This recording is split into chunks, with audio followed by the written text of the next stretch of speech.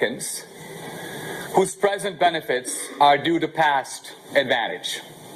By the way, this past advantage, which is often assumed to continue with the white man, actually goes all the way back to the beginning. The American Indians who were here first, right, had a huge advantage. We presume that they owned the whole country. Now, by the way, let's pause for a moment. How do you get to own a country? If you have Cain and Abel is a shepherd, and Cain is a farmer, and Cain says, okay, I'm now going to put a fence around the whole world. I own it, because I'm the only guy here. You're a shepherd. And my descendants will now inherit the earth, and anybody who shows up is a usurper. Rousseau says that the first guy who puts up a fence and claims he owns something is a con man. So the American Indians came. They happened to be first. They came in a bunch of tribes. The Navajos who got the land took it from the Hopi or the Pueblo. Their law of the jungle was conquest. That's how they got the land. There's a big fight about the Black Hills that I cover in the film. The Sioux who got the Black Hills took it from the Cheyenne. So when we say, oh, give us the land back, are you going to turn around and give it back to the Cheyenne? Oh, no. It's ours. Really? How come you own it forever now? So what I'm getting at here is history is very complicated. Let me give you an example of India so we can look at this at the level of theory. Okay? India was invaded by the British, and earlier by the Afghans, and the Persians, and the Mongols. So you have all these successive invasions, right? Are you actually saying that you believe in a rule of social justice today that says globally, let's look at this as a global rule of justice, I'm going to figure out whose ancestors did what to whom, and I'm going to return goods that were illicitly taken from the beginning to the people who had it originally. Do you believe that that's a viable way to organize our society? Do you believe, if I can ask you a direct question, that you are the beneficiary of white privilege here at Amherst? Yes or no? Well, yeah, and pause. Okay. If you are, can I ask you a further question? Okay, yeah, but I don't just say it in I don't say it in a self-flagellating and self-aggrandizing way. Hold on. Okay, go on. You know what? I really try not to. I'm simply saying that because you asked me. Really, I view the recognition of one's privilege as an impetus to change things. So I don't just say I have white privilege. I try to help those who have not benefited from such privilege. How? Hold on. Let's pursue this for a moment. Sure. You say, this is actually very important because there's a psychology here, right? Well, you see, I'm going to answer your question, but I'm really not trying to attack you. I'm not trying to be provocative. I just find that often, I think the essence of much of this discourse surrounds hypocrisy, and you're trying to demonstrate that I'm a hypocrite. I say I benefit from white privilege, yet I don't actually do anything. But I'm gonna backpedal and say that ultimately I think what the greatest vice is cruelty, and I don't want to be hypocritical. So to answer your question, I'll start in high school. Do people want to hear this, or do we? Educate him. Let him know. He has no argument. Look, let me say where I'm going with this, because I think you're... all right, well... Too bad. All which to say, it's not like I picked anyone out to help based on the color of their skin, but I was a tutor for people who tended to be low income when I was in high school. I suppose that would be one direct answer to your question, because oftentimes disparate educational opportunities are grounded in disparate economic systems, or systems that produce disparate economic outcomes. So that's one way that I would combat it on an individual level. All right. Here's what I'm getting with this, okay? One of the benefits of a good education of reading people like Nietzsche is you begin to understand how deep the human desire is for moral self-exculpation. Moral self-exculpation. Now, you say, and I didn't say this, you said this, I'm a beneficiary of illicit white privilege, okay? Illicit? Well, isn't all white privilege illicit? Is it deserved? Well, in this current system, there is legality. Illicit means immoral. Okay. Then Immoral white okay, privilege. yeah. Okay.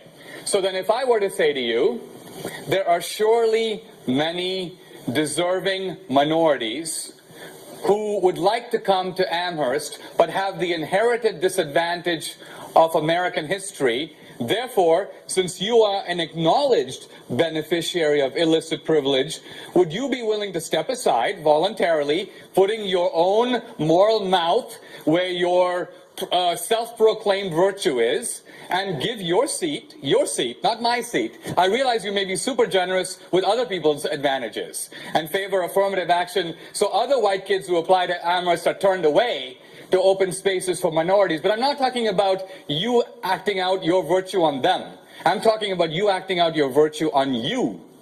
Are you willing to give up your illicit seat that you don't deserve here at Amherst to make room for a disadvantaged minority? Yes or no? Okay, well, let me start here. I don't know how you got on the topic of affirmative action. By following the logic of your... No, I never said specifically that I think that race-based affirmative action is the best way to rectify the systems of injustice that... Why don't you practice it by stepping out? And why don't you go to the registrar tomorrow and tell them you want to withdraw from Amherst? Yeah. I'm listening. Think about it. Go ahead. Okay, well, I mean, look, I'm only continuing to engage because you continue to engage with me, and I do want to hear other people's questions. But in response to that, again, what you're trying to demonstrate is that everyone's hypocritical. As someone once said, that we're all dirty up to our arms, right? We're not all perfect. None of us is perfectly morally consistent. Now, I've said absolutely nothing about affirmative action.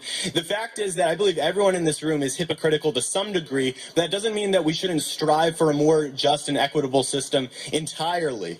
There have been points in my life in which I have given up some of the privileges with which I have been endowed simply because I realized that it wasn't the right thing to do. At the same time, I think everyone needs to survive, and that we understand that we exist in an imperfect system, and that we have to conduct our business in such a way as to not only adhere to our moral standards, but to the standards imposed upon us by the system in which we live.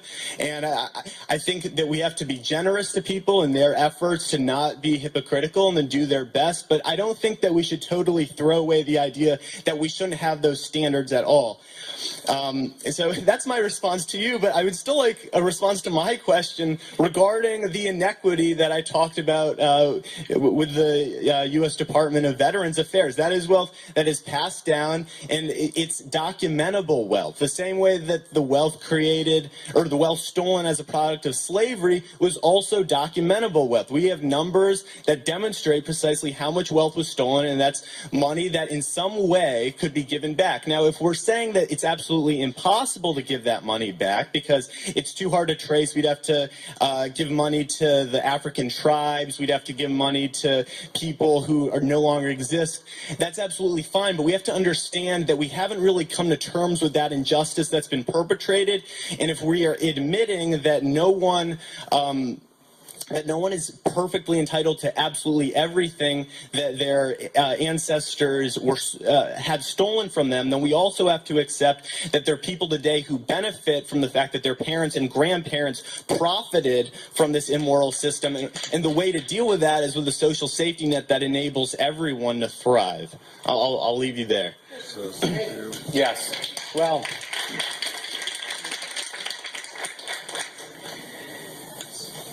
The core of the American system, this will actually answers your question directly, is that what do we do about the conquest ethic of the past?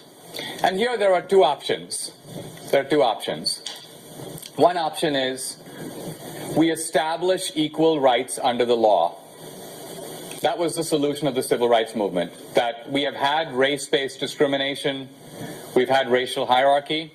Let's stop. Let's treat people according to the color of according to the content of their character.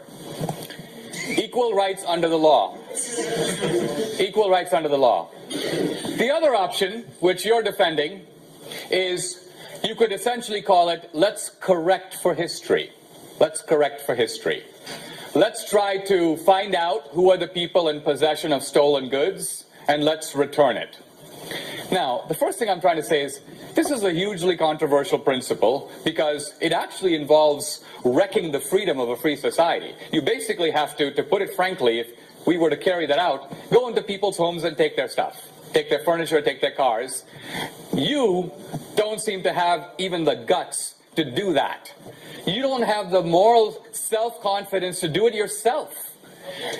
It may be, if I am advocating a rule of social justice and I'm advocating it for the whole society, before I persuade everybody else, let's say I'm a Christian and I believe everybody should give 10% of their wealth to help the poor.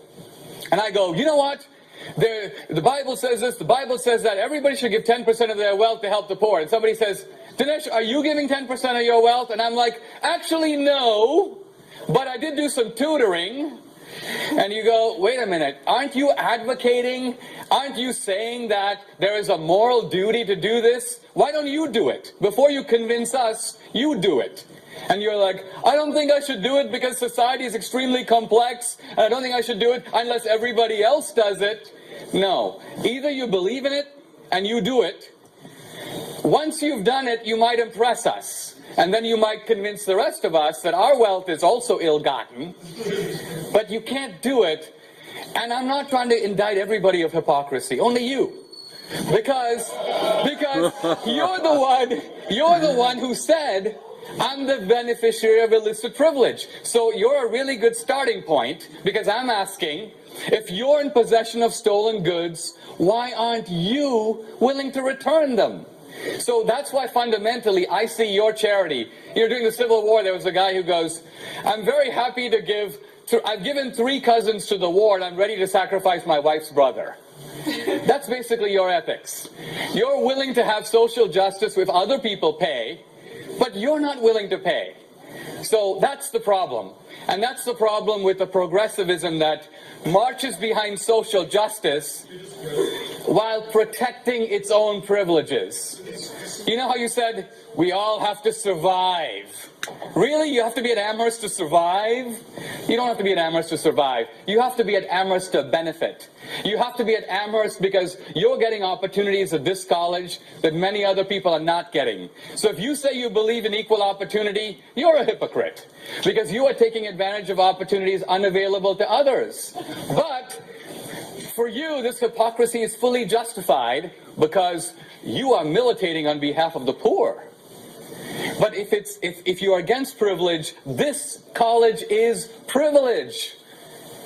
So there's a glaring hypocrisy, and you will never turn your moral mirror on yourself to say, what am I doing about it? That's my point.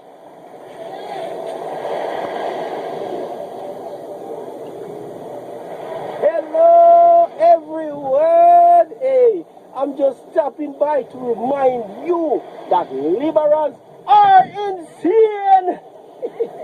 Social justice warriors are becoming more violent and triggered than ever before. Anyways, be sure to subscribe to K